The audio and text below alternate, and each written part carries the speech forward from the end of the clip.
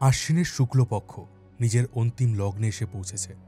আকাশের রূপালী চাঁদের স্নিগ্ধ জ্যোৎস্নায় চরাচর ডুবে আছে। জঙ্গলে ঢাকা মহাশ্মশানের মাঝখান দিয়ে কৈশোর পেরিয়ে যৌবনে পা দেওয়া যুবতীর ঘুঙুরের মতো শব্দ করতে করতে বর্ষার শেষ উজ্জীবিত তারকা এগিয়ে চলেছে। চারিদিকে বেশ কয়েকটা জ্বলন্ত চিতার আগুনের শিখা চোখে পড়ছে। দূরে শোনা যাচ্ছে আশেপাশে থাকা শেয়াল কুকুরের চিৎকার। এমনই এক মায়াময় পরিবেশে শ্বেত শিমুল গাছের নিচে এক বৃদ্ধ তার মায়ের দুপা ধরে অঝরে কেঁদে চলেছেন। তার চোখের জল গিয়ে পড়ছে মায়ের দুই পায়ে। কম্পিত স্বরে সেই বৃদ্ধ মাকে বললেন, তোমাকে তো আমি দেখলাম, কিন্তু তোমার এই ভীষণ তেজ এই জগৎ সহ্য করতে পারবে না। মা, তুমি পাথরে তোমার শক্তির অংশ স্থিত করো। এই শক্তিকে পুজো করে নিজেদের রক্ষা করবে সমগ্র জীবকুল। ভক্তের আকুতি শুনে ধরাতল কেঁপে উঠল। তীব্র আলোয় ছেয়ে গেল সমগ্র চরাচর। মুহূর্তের মধ্যেই মা বিলীন হলেন মহাশ্মশানের প্রত্যেকটি শিলাখণ্ডে। নমস্কার, আমি মিঠুন। আপনাদের স্বাগত জানাই প্রাচীন পথের আরও একটি এপিসোডে। বাংলা শক্তি সাধনার অন্যতম প্রধান পীঠস্থান হল তারাপীঠ। ৫১টি সতীপীঠের মধ্যে তারাপীঠ অন্যতম। এতক্ষণ যে মায়ের কথা আমি আপনাদেরকে বললাম, তিনি আর কেউ নন, তিনি হলেন স্বয়ং মা তারা। আর সেই বৃদ্ধ হলেন ঋষি বশিষ্ঠ। এই তারাপীঠেই তন্ত্র সাধনা করে সকলের সামনে আবির্ভূত হয়েছিলেন সাধক বামাখ্যাপা। চলুন আজ এই তারাপীঠের সাথে জড়িয়ে থাকা বিভিন্ন রোমহর্ষক কাহিনী আপনাদেরকে জানাবো, সাথে দেখব এই মন্দিরের ইতিহাস কি। তাই আর দেরি না করে চলুন শুরু করি প্রাচীন পথের আজকের এপিসোড। তারাপীঠের ব্যাপারে বলতে গেলে সবার প্রথমে আমাদের জানতে হবে সতীপীঠ সম্বন্ধে। পুরাণ মতে আজ থেকে বহুকাল আগে দেবী সতী তার পিতা দক্ষের অমতে দেবাদিদেব মহাদেবকে বিবাহ করেছিলেন। মহাদেবকে নিজের জামাতা হিসাবে দক্ষ মেনে নিতে পারেননি। তিনি এক মহাযজ্ঞের আয়োজন করেছিলেন, কিন্তু সেখানে তার জামাতা দেবাদিদেব মহাদেবকে আমন্ত্রণ করেননি। তখন দেবী সতী তার স্বামীর বারণ না মেনেই সেই অসম্মানের জবাব দিতে যজ্ঞস্থলে পৌঁছান। সতীকে দেখতে পেয়ে তার পিতা দক্ষ সকলের সামনে সতীকে এবং তার স্বামী দেবাদিদেব মহাদেবকে অপমান করেন। স্বামীর অপমান সহ্য করতে না পেরে তৎক্ষণাৎ দেবী তার দেহ ত্যাগ করেন। তবে দেবী সতীর দেহ ত্যাগের কথা শুনে মহাদেব রণমূর্তি ধারণ করেন। তিনি দেবীর দেহ কাঁধে নিয়ে তাণ্ডব নৃত্য শুরু করেন। তার তাণ্ডব নৃত্যে জগৎ সংসারে প্রলয় ঘনিয়ে আসে, ত্রিলোকের ভারসাম্য নষ্ট হয়। তখন দেবাদিদেব মহাদেবকে শান্ত করতে ভগবান বিষ্ণু তার সুদর্শন চক্র দিয়ে দেবী সতীর দেহকে ৫১টি খণ্ডে বিভক্ত করে দেন। সেই প্রত্যেকটি খণ্ড পৃথিবীর যে যে স্থানে গিয়ে পড়ে সেখানেই তৈরি হয় এক একটি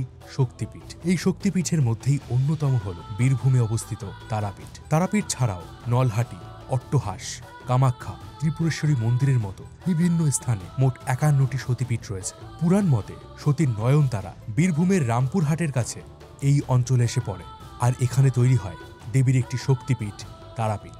এখানে দেবী মা তারারূপে পূজিত হয়। এই তারা মায়ের মন্দির প্রতিষ্ঠা নিয়ে বিভিন্ন গল্প প্রচলিত রয়েছে। ভিডিওতে যে গল্পটি আমি আপনাদেরকে বললাম সেটি এইরকম একটি গল্পের প্রথম অংশ।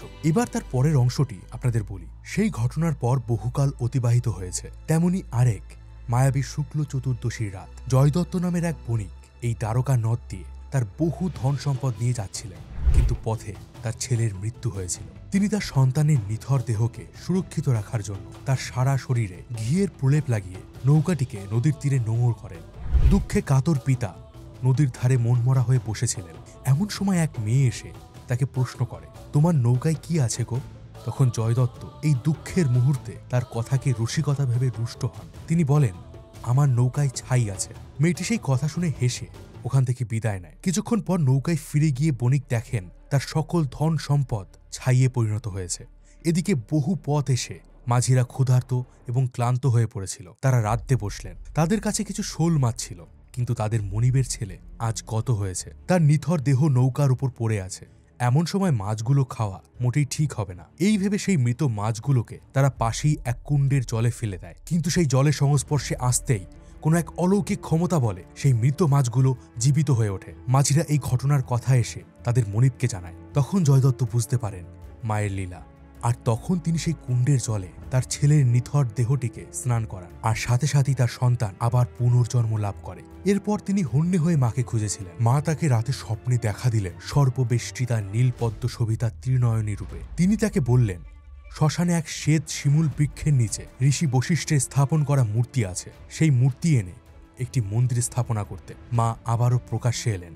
স্থাপিত হলো তার মন্দির, আর এই কুণ্ডই হলো তারাপীঠের জীবৎ কুণ্ড। পুরাণে দেবী তারাকে নিয়ে আরও একটি গল্প প্রচলিত রয়েছে। সমুদ্র মন্থনের সময় উঠে এসেছিল হলাহল বিষ। ত্রিভুবনকে রক্ষা করতে দেবাদিদেব মহাদেব সেই বিষ পান করেছিলেন, কিন্তু বিষের কারণে শিবের কণ্ঠ জ্বলতে শুরু করে। এই সময় তারাদেবী মহাদেবকে নিজের স্তন পান করিয়ে তার জ্বালা নিবারণ করেছিলেন। লোকমুখে প্রচারিত অপর আরেকটি কাহিনী অনুসারে জানা যায়, বশিষ্ঠ মুনি এখানে তারাদেবীর তপস্যা করেছিলেন, কিন্তু তিনি অসফল হন। তখন তিনি তিব্বতে গিয়ে বিষ্ণুর আরেক অবতার বুদ্ধের সঙ্গে সাক্ষাৎ করেন। বুদ্ধ তাকে মদ এবং মাংস উৎসর্গ করে দেবী তারার পূজা করতে বলেন। এই সময় বুদ্ধ ধ্যানযোগে জানতে পারেন মন্দিরে তারা মূর্তি প্রতিষ্ঠা করে পূজা করার আদর্শ স্থান হল তারাপীঠ। বুদ্ধের উপদেশক্রমে বশিষ্ঠ তারাপীঠে এসে 3 লক্ষ বার তারা মন্ত্র জপ করেন। তখন দেবী প্রসন্ন হয়ে ঋষি বশিষ্ঠকে দর্শন দেন। বশিষ্ঠ দেবীকে অনুরোধ করেন বুদ্ধ যেভাবে তাকে ধ্যানে দেখেছিলেন দেবী যেন সেই রূপেই তাকেও দর্শন দেন। দেবী তখন বুদ্ধের দেখা মহাদেবকে স্থানপানরতা রূপেই বশিষ্ঠকে দর্শন দেন। আর তখন থেকেই তারাপীঠ মন্দিরে শিশু শিবকে স্তন্যপানরতা মূর্তিতে দেবী তারা পূজিত হয়ে আসছেন। এবার যদি আমরা ইতিহাসের দিকে তাকাই তাহলে জানা যায় 1818 সালে এই মন্দির স্থাপনা করেছিলেন মোল্লারপুরের জমিদার জগন্নাথ রায়। 7ম শতাব্দীতে গৌড়ের শাসক শশাঙ্কের বিরুদ্ধে হর্ষবর্ধন ও কামরূপ রাজ ভাস্কর বর্মন সামরিক অভিযানের সময় তিব্বত সহ অসম, নেপাল ও বিহারের কিছু অংশ পর্যন্ত রাজ্য বিস্তার করেছিলেন। এর ফলে তন্ত্র মন্ত্রে পরিপূর্ণ তিব্বতী বৌদ্ধ ধর্মের সঙ্গে গৌড় বাংলার সাংস্কৃতিক মেলবন্ধন ঘটে এবং বাংলায় তান্ত্রিক আচার অনুষ্ঠান বৃদ্ধি পায়। এই সময় রসায়নাচার্য নাগার্জুন তিব্বত থেকে বৌদ্ধ দেবী তারা সাধন পদ্ধতি ভারতে নিয়ে আসেন এবং নাগার্জুন লোককথা মতে বশিষ্ঠ মুনিতে পরিণত হন। তারাপীঠে আমরা মায়ের ধাতব যে মূর্তিটির দর্শন করি সেখানে মা তারা দেবাদিদেব মহাদেবকে স্তন্য পান করাচ্ছেন। এটি মায়ের চতুর্ভুজা মূর্তি, মুখে রক্তের দাগ। মায়ের পথিকৃতের নিচে গোলাকার বেদির উপরে তার রূপোর পদযুগল রাখা থাকে। মা এখানে উগ্র রূপে পূজিত হন। জগতের অশুভ শক্তির দমনে যেন তিনি এই মর্তে আবির্ভূতা হয়েছেন। রোজ অসংখ্য মানুষ মায়ের এই রূপের দর্শনের আশায় দূর দূরান্ত থেকে এই মন্দিরে আসেন।